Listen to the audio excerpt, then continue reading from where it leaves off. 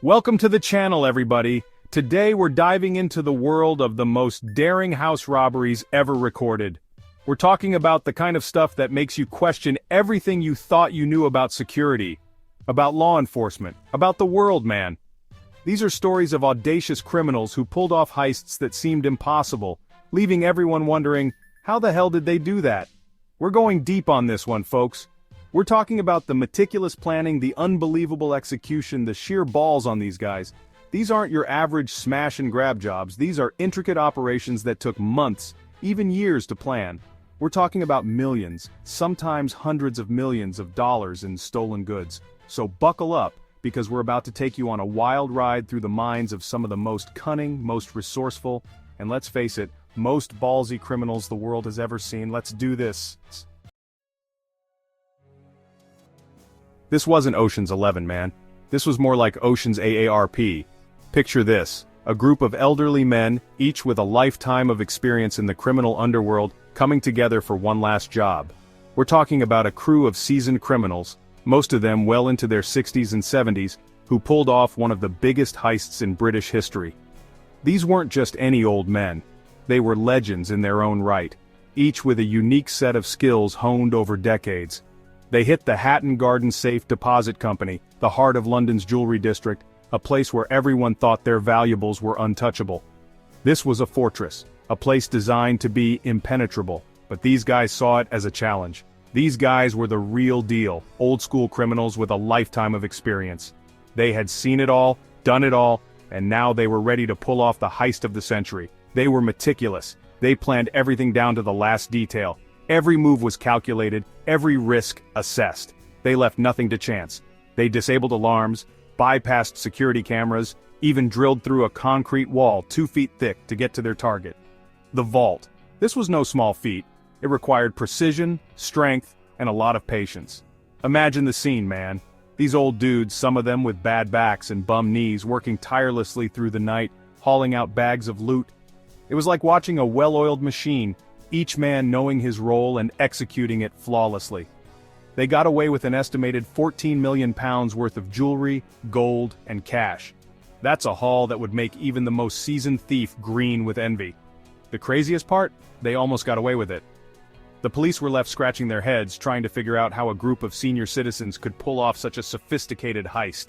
The cops were baffled. They had no idea who could have pulled off such a sophisticated heist. It was like a ghost had come in and cleaned out the vault. It was only through a lucky break and some good old-fashioned detective work that they finally caught up with these geriatric masterminds.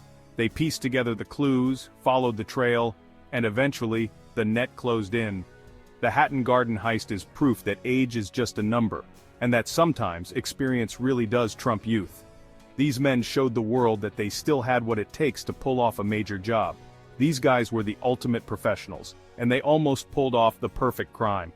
Their story is a testament to the fact that skill and experience can sometimes outmatch even the most advanced security systems. This case captivated the world, man. People couldn't believe that a group of senior citizens had managed to pull off such an audacious heist. It was like something out of a movie, except it was real. The Great Hatton heist will go down in history as one of the most daring and unexpected crimes ever committed. This wasn't your typical teenage rebellion. It was something far more sinister and calculated. This was a group of kids from Calabasas, California, who took their obsession with celebrity culture to a whole new level. They weren't just fans, they were fanatics, willing to cross any line to get closer to the lives they idolized. They called themselves the Bling Ring, and their targets were the rich and famous of Hollywood. These weren't just random break-ins. They were meticulously planned heists aimed at the heart of celebrity culture. These kids were obsessed with social media, with fashion, with the glamorous lifestyles of their idols. They spent hours scrolling through Instagram, Twitter, and Facebook, absorbing every detail of their favorite celebrities' lives. They used the internet to track their victims' whereabouts, figuring out when they were out of town or on vacation. They became experts at piecing together clues from social media posts, interviews, and paparazzi photos. Then, they'd hit their mansions, making off with designer clothes, jewelry, cash, anything they could get their hands on. They didn't just steal, they looted, taking anything that symbolized the wealth and status they craved. We're talking about millions of dollars in stolen goods, man. The sheer scale of their thefts was staggering, leaving their victims in shock and disbelief. Paris Hilton, Lindsay Lohan, Orlando Bloom. They all fell victim to the Bling ring. These were not just any celebrities, they were some of the most recognizable faces in Hollywood. These kids were brazen, they were fearless, they didn't seem to care about the consequences. They acted as if they were invincible, untouchable, living out a fantasy without any regard for reality. What's even crazier is that they documented their crimes on social media, posting photos of themselves wearing the stolen goods, bragging about their exploits. It was as if they wanted the world to know what they had done, seeking validation and fame from their criminal acts. It was like they wanted to get caught. Their arrogance and overconfidence eventually led to their downfall. The Bling Ring's crime spree came to an end eventually, but not before they'd exposed the dark side of celebrity worship and the dangers of social media. Their actions served as a stark reminder of how easily the lines between admiration and obsession can blur. This case was a wake-up call, man. It forced society to take a hard look at the impact of celebrity culture on young minds. It showed how easily our obsession with fame and fortune can be exploited. The Bling Ring wasn't just a group of misguided teens. They were a symptom of a much larger issue, one that continues to resonate today. This was the diamond heist to end all diamond heists. We're talking about the Antwerp Diamond Center, one of the most secure facilities in the world. A place where billions of dollars worth of diamonds changed hands every year. It was supposed to be impenetrable, but this crew of Italian thieves proved otherwise. These guys were pros, man. They called themselves the School of Turin because they were like a well-oiled machine, each member with a specific role to play. They spent months planning the heist, studying the security system, even renting an office inside the Diamond Center to gain access to the building. They disabled infrared sensors, heat detectors, even a seismic sensor that could detect vibrations from someone trying to drill through the vault door. It was like something out of Mission Impossible. They made off with over $100 million worth of diamonds, and they did it without setting off a single alarm. The Antwerp diamond heist is still considered one of the most audacious and well-executed heists of all time. It's a testament to the power of planning, the importance of teamwork, and the sheer audacity of these criminals. This wasn't just a robbery, man. This was a meticulously planned operation, executed with precision and nerve. The kind of heist you only see in movies, but this was all too real. This was an assault on art, on history, on culture. The thieves didn't just steal objects, they stole pieces of human achievement, fragments of our collective soul.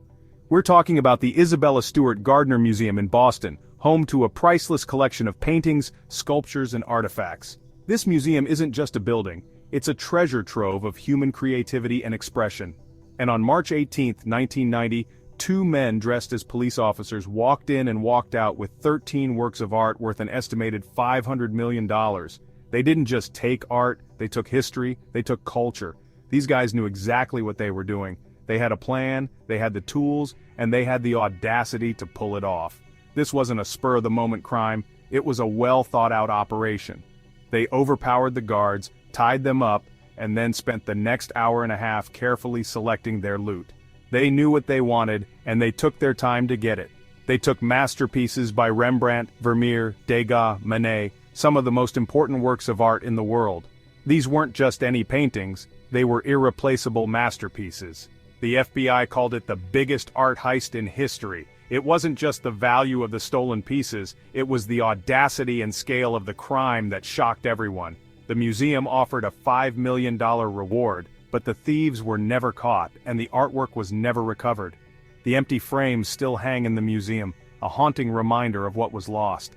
It's a mystery that continues to baffle investigators to this day. Despite numerous leads and theories, the case remains unsolved, leaving everyone to wonder who could have pulled off such a daring heist. The Isabella Stewart Gardner Museum heist is a reminder that even the most secure places can be vulnerable, and that some crimes are about more than just money. They strike at the very heart of our cultural heritage. They're about the loss of something irreplaceable, something that can never be truly replaced. The empty frames serve as a poignant symbol of the void left behind, a void that may never be filled. Imagine digging a tunnel, man.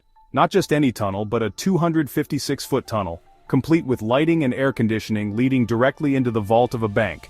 That's exactly what a group of thieves did in Fortaleza, Brazil back in 2005.